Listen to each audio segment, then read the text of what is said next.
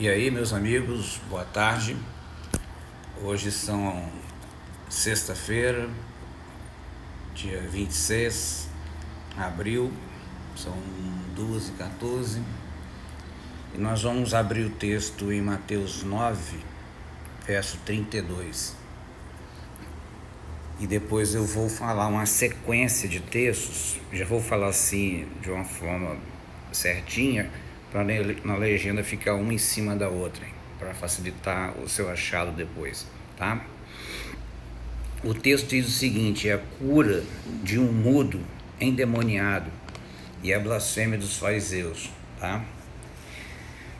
Repare onde eu quero chegar com esta abordagem.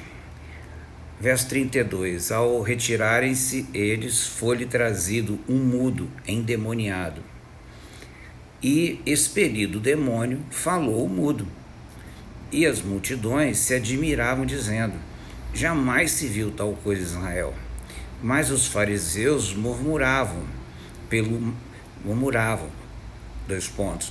maior dos demônios é que expele os demônios.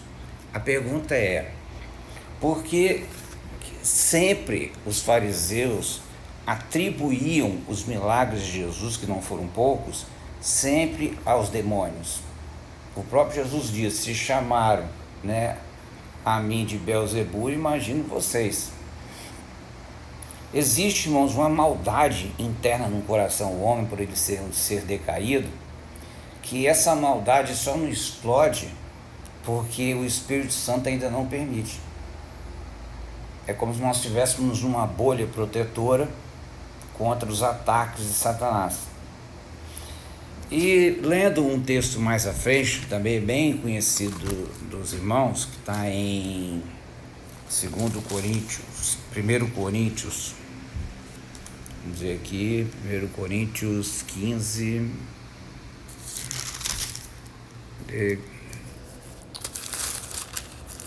deixei tão marcadinho aqui, 1 Coríntios 15, verso 9, já é um texto bem conhecido.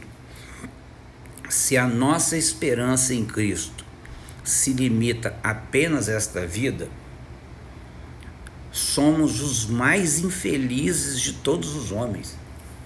Olha que coisa interessante.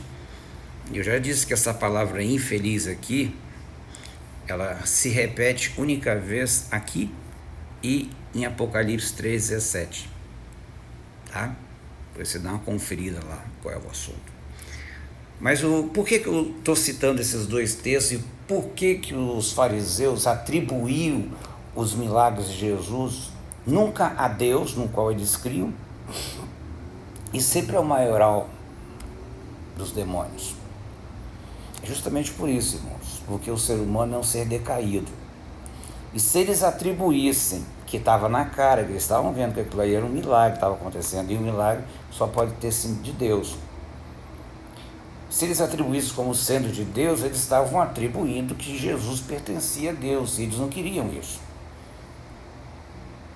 Porque, de qualquer maneira, entender que Jesus é o Filho de Deus, é o próprio Deus, é simplesmente ele assinar, já que não precisava da assinatura, não, assinar a condenação deles.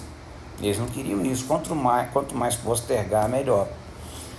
Mas o próprio Jesus disse que ele era maior que todos os emblemas de Israel.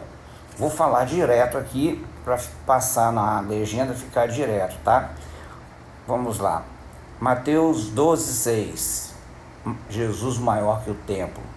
Mateus 12:8, ele é o Senhor do sábado. Mateus 12:41, ele é maior que Jonas. Mateus 12:42, ele é maior que Salomão. Lucas 7:28, ele, sendo um dos menores profetas, ele é maior que João Batista, que foi considerado o maior profeta, por ser o último e por ser aquele que revelou a vida do Cristo. E por fim, Hebreus 3:3 fala que ele recebeu mais honra que Moisés. Gente, olha a lista. De todos os heróis de Israel, Jesus disse que foi o maior. Mas na hora que eles viam Jesus operando milagres, botavam Jesus como menor, como sendo participante de ocultismo. Sabe por quê? Porque os demônios na época faziam que pessoas mudas falassem, mas falassem o que eles estavam falando. Então eles ficavam impressionados com aquilo. Só que quando essas pessoas mudas falavam de uma forma ordenada, uma forma concreta do que eles entendiam, proclamando já o reino de Deus. Isso para eles era um absurdo. Então eles ficavam nessa. Onde eu quero chegar com isso? E lendo esse texto que nós lemos aqui para nós terminarmos.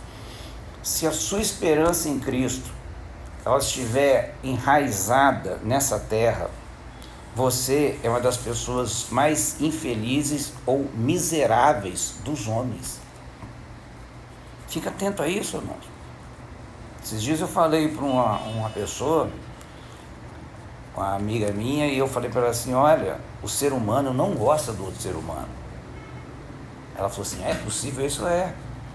Mas eu amo meu pai, minha mãe, eu também. Mas deixa o Espírito de Deus sair da nossa frente para ver o que acontece. A gente se devora. Já percebeu que você é casado, bonitinho, tudo perfeito. Daqui a pouco vem um mau humor, um mal-estar, uma coisa estranha. Aí você começa a botar a culpa no outro, porque a gente sempre põe a culpa no outro, né? Começou desde Adão e Eva, né? Entendeu? Sempre que o outro é o culpado. Fique atento com isso, irmãos. Entendeu? Não tenha sua esperança em Cristo nas coisas desta vida. Entendeu? Sua esperança em Cristo está lá no céu, com Ele. Esse mundo aqui jaz no maligno, como eu falei anteriormente. É um lamaçal. Entendeu? E se Jesus se colocou maior que todos esses emblemas aqui, templo, sábado, Jonas, Salomão, Moisés, né, João Batista, todos eles, Jesus foi maior. Ele é maior que você também. É? Ou você é maior do que ele? Eu fico vendo pessoas que falam que são crentes, elas nem igreja vão, não querem ter comunhão com igreja, com nada, mas deveriam ir, né? E nem pregam o evangelho. Como é que pode, irmão? Se você é crente, eu desafio você, evangeliza alguém, dá um fruto. Se você não evangelizar, não der fruto, você não é crente. Acorda para isso, isso é uma verdade. E se fala diferente para você, estão mentindo, porque querem que você continue na mentira.